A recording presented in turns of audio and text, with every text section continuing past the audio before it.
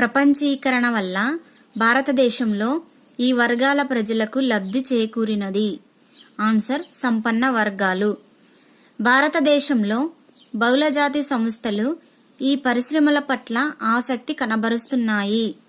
పైవన్నీ సెల్ ఫోన్లు, వాహనాలు, ఎలక్ట్రానిక్స్, శీతల పానీయాలు, ఫాస్ట్ ఫుడ్, పట్టణాలలో బ్యాంకింగ్ బహుళజాతి సంస్థలుగా ఎదిగిన భారతీయ కంపెనీలకు ఉదాహరణ.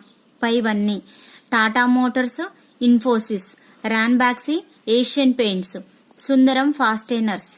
భారతదేశంలో కేంద్ర రాష్ట్ర ప్రభుత్వాలు విదేశీ కంపెనీలను ఆకర్షించుకోవడానికి చేపట్టినవి పై రెండు ప్రత్యేక ఆర్థిక మండళ్లు, పారిశ్రామిక ప్రాంతాలు.